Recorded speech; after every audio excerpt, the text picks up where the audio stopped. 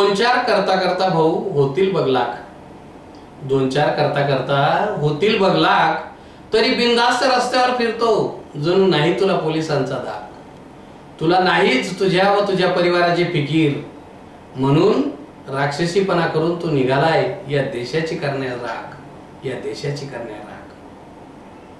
आपले शहर आपला आवाज, सिटी चॅनल बातमीपत्रात आपले स्वागत. सुरुवातीला एक नजर ठळक घडामोडींवर. धुळे शहरातील देवपूर अमरधाम मध्ये कोरोनाग्रस्त रुग्णाच्या मृतदेहावर अंतिम संस्कार करण्यास नागरिकांनी केला विरोध. मृतदेह अर्धवट जाळल्याचा नागरिकांचा आरोप. कोरोनाच्या पार्श्वभूमीवर रमजान महिन्यात एकत्रपणे नमाज पठण करण्याकरिता तसेच बाजारात गर्दी न करण्याचे जमियत उलेमाचे अध्यक्ष मौलाना मुफ्ती जिलानी यांचे मुस्लिम बांधवांना नम्र आवाहन.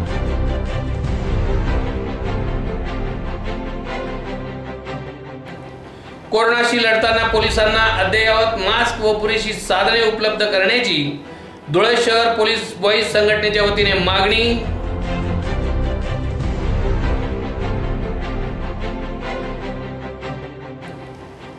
पेट्रोल पंपांवर यापुढे ओळखपत्राशिवाय पेट्रोल मिळणार नाही, महानगरपालिकेच्या आयुक्तांनी दिले आदेश.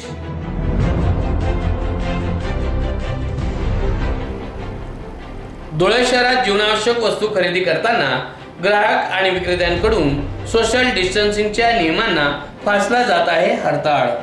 सोशल डिस्टन्सिंगचा उडाला पूर्णपणे फज्जा.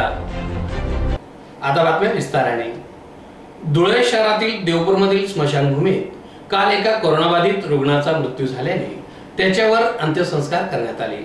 यावेळी महानगरपालिकेच्या अधिकाऱ्यांच्या उपस्थितीत सर्व सोपस्कार व्यवस्थितपणे पार पडले होते, परंतु तो मृतदेह पूर्णपणे जळाला नसल्याचा आरोप स्थानिक रहिवाशांनी केला असून महानगरपालिका प्रशासनाला माहिती देऊन देखील त्यांच्याकडून डोळेझाक केल्याचा नागरिकांनी आरोप केला आहे.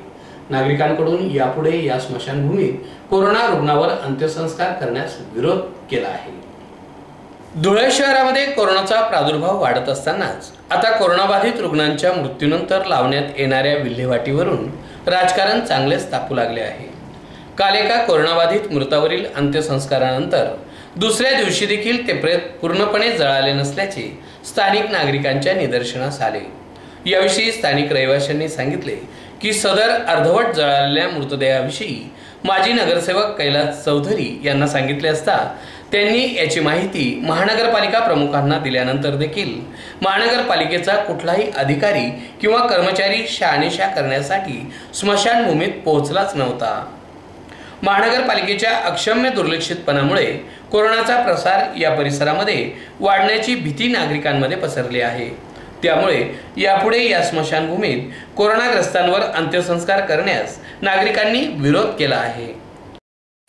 काल देवपूर अमरधामला कोरोना बाधित प्रेत आलेलं होतं आणि ते प्रेत जाळण्यासाठी कुठलाही कर्मचारी नाही, कुठलाही अधिकारी नाही आणि आता ते प्रेत अर्धवट जळालेलं आहे. सर्व अधिकाऱ्यांना, आयुक्तांसह सर्व अधिकाऱ्यांना फोन लावल्यानंतरही 1 तास होऊन गेला, अजूनपर्यंत कुठला कर्मचारी नाही, कुठला अधिकारी नाही. देवपूर अमरधामला आलेलं नाही. नागरिकांमध्ये भीतीचं वातावरण आहे. लोक रस्त्यावरती येऊन बाहेर या गोष्टीची चर्चा करतायत. बघून घ्या तुम्ही, ते आहे का नाही. तर त्या गोष्टीला इथे नागरिकांचा उद्रेक होऊ शकतो.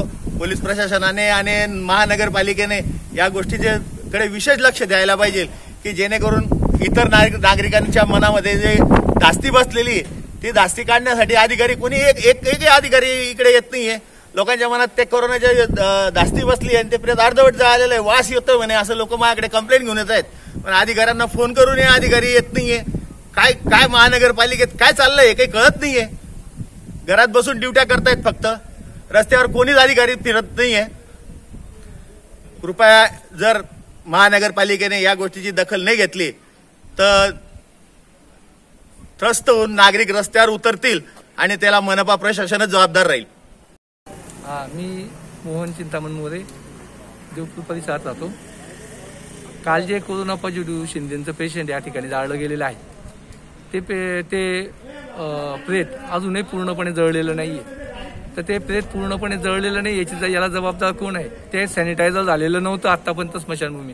कालपासून त्या आयुक्तांना फोन लावून राहिले. आता सकाळी देखील कैलास चौधरींनी 3-4 फोन आमच्या समोर लावले आणि तेव्हा आत्ता कुठेतरी ती गाडी आलेली आहे, ती काल या ठिकाणी ड्युटी कोणाची होती याची जबाबदारी कोणी घ्यायला तयार होत नाही. आता मोहन पाटलांशी बोललो तर मोहन पाटील ताट होत होते, तर त्या संदर्भात आम्ही त्यांच्याशी बोललो आता.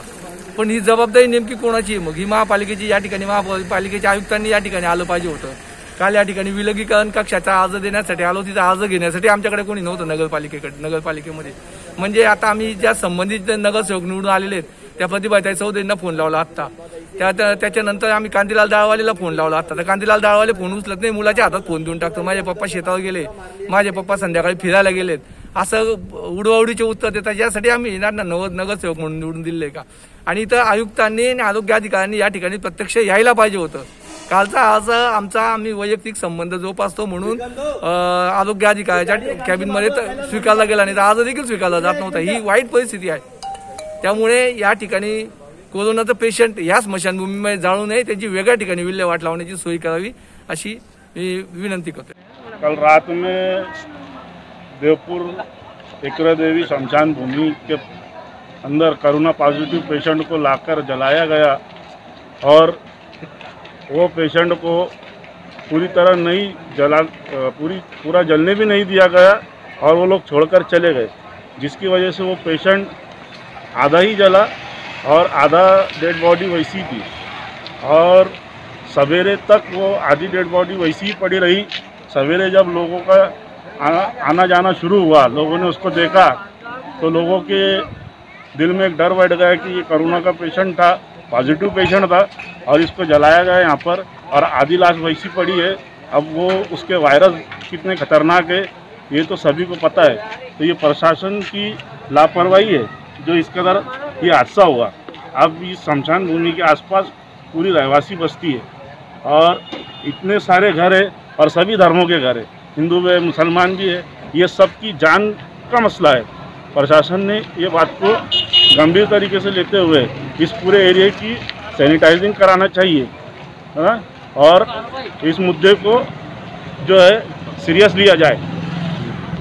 याच विषयावर धुळे महानगरपालिकेचे आयुक्त श्री अजित शेख यांच्याशी संपर्क केला असता त्यांनी सांगितले की ज्या कोरोनाबाधित रुग्णाचा मृत्यू झाला त्याचे शव संपूर्ण शास्त्रीय सोपस्कार पार पाडल्यानंतरच ताब्यात घेतले। त्यानंतर महानगरपालिकेच्या अधिकाऱ्यांच्या उपस्थितीत त्याच्यावर संपूर्ण खबरदारी घेत स्मशानभूमीत अंत्यसंस्कार देखील करण्यात आले। यामध्ये कोणताही हलगर्जीपणा केलेला नाही। आज सकाळी स्थानिक रहिवाशांनी सांगितल्यावर महानगरपालिकेच्या अधिकाऱ्यांनी प्रत्यक्ष स्मशानभूमीत जाऊन पुन्हा त्या मृतदेहावर लाकडे टाकून तो मृतदेह पूर्णपणे जाळण्यात आलेला आहे। नागरिकांनी या ठिकाणी कोरोनाग्रस्त मृतांवर अंत्यसंस्कारास विरोध केल्यामुळे धुळे शहराबाहेरील अन्य स्मशानभूमीत त्यांच्यावर अंत्यसंस्कार करण्याविषयी पावले उचलली असल्याचे यावेळी त्यांनी सांगितले आहे। आपल्याला माहिती आहे की काल एका व्यक्तीचं कोरोना पॉझिटिव्ह व्यक्तीचं डेथ झालेलं होतं। रात्री देवपूर येथील स्मशानभूमीमध्ये त्यांच्यावरती अंत्यविधी करण्यात आलेला आहे। त्यावेळेला ती बॉडी जी आहे आम्ही सिव्हिल सर्जन यांच्या ऑफिसमधून प्राप्त केली, आमच्या लोकांनी प्राप्त केली पूर्णपणे शास्त्रीय पद्धतीनं। त्याच्यानंतर ते शास्त्रीय पद्धतीनं त्याचं ट्रान्सपोर्ट करण्यात आलं आणि शास्त्रीय पद्धतीने त्याच्यावरती जाळण्यात सुद्धा आलेलं आहे। ही जी प्रक्रिया आहे महापालिकेचे जे अधिकारी आहे त्यांच्या उपस्थितीमध्ये झालेली आहे। महापालिकेचे एक अधिकारी त्या ठिकाणी होते। तथापि जाळणं वगैरे ही जी ताब्यामध्ये घेणं जाळणं वगैरे ही जी पूर्ण प्रक्रिया आहे त्यांच्या नातेवाईकांना किंवा त्यांच्या वारसांना करावी लागते। त्याप्रमाणे त्यांच्या वारसांनी ते ताब्यामध्ये घेतल्यानंतर आमच्या महानगरपालिकेच्या अधिकाऱ्यांच्या उपस्थितीमध्ये ही संपूर्ण प्रक्रिया त्यांनी पार पाडलेली आहे। त्या ठिकाणी त्यांनी गौऱ्या रचलेल्या होत्या प्रेतावरती आणि नंतर त्याला अग्नी वगैरे दिलेला होता। नंतर आम्हाला सकाळी काही लोकांनी सांगितलं की साहेब त्या ठिकाणी अजून धूर येतोय वगैरे अशा स्वरूपाचं। मग आम्ही पुन्हा त्या ठिकाणी लाकडं वगैरे टाकून ते पूर्णपणे जाळलेलं आहे। प्रेत जळालेलं होतं परंतु कोणते हे राहू नये कोणाच्याही मनामध्ये कोणती शंका कुशंका राहू नये म्हणून पुन्हा त्याच्यावरती काही लाकडं जाळून ते पूर्णपणे आम्ही जाळलेलं आहे. हो, हा मुद्दा माझ्याकडेही काही नागरिकांनी उपस्थित केलेला आहे. त्याप्रमाणे मी माझ्या अधिकाऱ्यांना सगळ्या स्मशानभूमी जे आहे, जे आउटरला आहे, त्यांची लिस्ट करून घ्यायला सांगितलेली आहे आणि त्याच्यावरती आम्ही डेफिनेटली विचार करू. धुळे शहरात सध्या कोरोनाचा चांगलाच कहर वाढला आहे. त्यातच आता रमजानचा महिना सुरू होत आहे. त्यात मुस्लिम बांधव मोठ्या प्रमाणावर एकत्र येत नमाज पठण करणे तसेच खरेदी करण्यासाठी बाजारात फिरणे यामुळे कोरोनाचा प्रादुर्भाव वाढण्याची दाट शक्यता वाढली आहे. यामुळेच मुस्लिम बांधवांनी रमजानच्या महिन्यामध्ये एकत्र येऊ नये तसेच नमाज पठणासाठी गच्चीवर वरती एकत्र जमू नये, बाजारात खरेदीसाठी गर्दी करू नये, जेणेकरून कोरोना व्हायरसचा प्रादुर्भाव वाढण्यास कारणीभूत ठरेल असे कोणतेही कृत्य मुस्लिम बांधवांनी पवित्र रमजानच्या महिन्यात करू नये असे आवाहन जमियत उलेमा हिंदचे अध्यक्ष मौलाना मुफ्ती जिलानी यांनी धुळे जिल्ह्यातील संपूर्ण मुस्लिम बांधवांना केले आहे. बिस्मिल्लाहिर्रहमानिर्रहीम. मोहतरम हजरात, रमज़ान का मुबारक महीना बिल्कुल करीब आ चुका है और हम लोग पूरे मुल्क के हालात से वाकिफ़ हैं. कोरोना वायरस की वजह से लॉकडाउन का सिलसिला रमज़ानुल मुबारक में भी जारी रहेगा. इसलिए शहर धुलिया में भी उलमाए कराम ने ये तय किया है कि रमज़ान में भी जिस तरह से अभी फ़िलहाल हम लोग मसाजिद में 4 अफराद नमाज अदा कर रहे हैं, इसी तरह से रमज़ान में भी तरावीह इसी तरह से पढ़ी जाएगी और 5 वक्ता नमाज़ों में भी 4 अफराद ही शरीक रहेंगे. बाहर जो हजरात तरावीह घरों पर पढ़ेंगे उनसे भी यही मुअद्दबाना दरख्वास्त है कि घर के ही 4-5 अफराद रहकर तरावीह पढ़ने की कोशिश करें, दीगर अफराद को अपने घरों पर जमा करने की कोशिश ना करें. इसी तरह से छतों पर कोई भी नमाज या तरावीह ना पढ़े. इसी तरह से इफ्तार के मौके पर बहुत सारे हजरात ख़रीदी करने के लिए एक साथ इकट्ठा होते हैं और भीड़ करते हैं. आप तमाम हजरात से ये भी दरख्वास्त है कि ख़ास तौर से ख़याल रखें कि भीड़ की वजह से ये मर्ज़ बढ़ने के मुताल्लिक़ बहुत ज़्यादा ख़तरा लाहिक़ हो सकता है. इसलिए आप हजरात इसका खुसूसी ख़याल रखें. अगर ख़रीदी करने के लिए कहीं पर आप जा भी रहें तो सोशल डिस्टेंस बनाकर ख़रीदी करने का ख़याल रखें. तरावीह से फारिग होने के बाद रात में भी इस बात का ख़याल रखें कि बाहर बिला ज़रूरत कोई भी ना निकले. इसी तरह से रमज़ान का मुबारक महीना और हम लोग आम तौर से जो इबादत हम करते थे, लेकिन रमज़ान के मुबारक महीने में इबादत में हमारी कसरत होना चाहिए. और फ़िलहाल लॉकडाउन के सिलसिले की वजह से हमारी मशगूलियात, काम धंधे वगैरह बंद हैं. इन सारे औक़ात को हम कीमती बनाएं. घरों पर रहकर जितनी भी इबादत कर सकते हैं वो इबादत करने की कोशिश करें. हमारी मामूली बेएहतियातियाँ हमारे पूरे मुस्लिम मुआशरे और हमारे शहर को बदनामी का ज़रिया बन सकती हैं. हमारे शहर में भी अब तक आफ़ियत थी, लेकिन बड़े अफसोस के साथ आप हज़रात को ये इत्तला दी जा रही है कि 2-3 रोज़ में जो कोरोना वायरस मिले और आज एक साहब का उसमें इंतकाल भी हुआ है. हम दुआ करते हैं कि अल्लाह ताला उनकी भी मग़फ़िरत फ़रमाए, बक़िया जो हज़रात इसमें मुलव्विस हैं उन्हें शिफ़ा अता फ़रमाए और हमारे पूरे शहर के लोगों की अल्लाह ताला इससे हिफाजत फ़रमाए. अस्सलामु अलैकुम व रहमतुल्लाहि व बरकातुहू.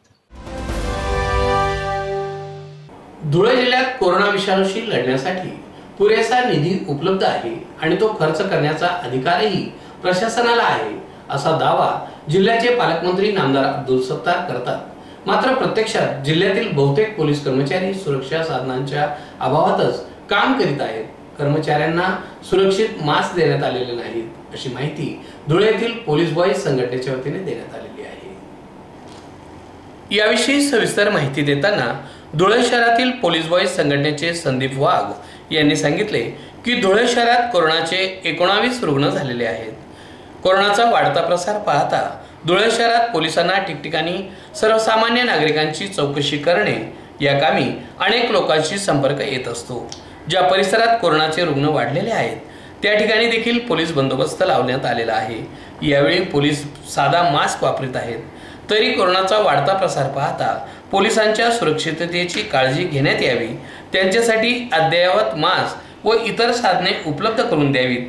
पालकमंत्र्यांनी कोरोनाशी लढण्यासाठी पुरेसा निधी उपलब्ध करून दिला आहे. तो खर्च करण्याचे अधिकार देखील प्रशासनाला दिलेले आहेत. त्यातून पोलिसांच्या सुरक्षिततेची साधने उपलब्ध करून द्यावीत अशी मागणी यावेळी या संघटनेने केली आहे. आमची मागणी अशी आहे की शासनाने पोलिसांसाठी प्रोटेक्शनसाठी N95 मास्क द्यायला हवे होते. कुठल्याही प्रकारच्या गॅजेट्स त्यांनी दिलेले नाही आहेत. त्यांनी N95 मास्क दिलेले नाही आहेत. आम्ही वारंवार मागणी करून सुद्धा शासनाने त्याकडे दुर्लक्ष केलेलं आहे. पोलिसांच्या सुरक्षेचा खूप मोठा गंभीर प्रश्न निर्माण झालेला आहे. आज धुळे जिल्ह्यात 15 ते 16 पेशंट आलेले आहेत, तरी सुद्धा प्रशासन या गोष्टीकडे दुर्लक्ष करत आहे.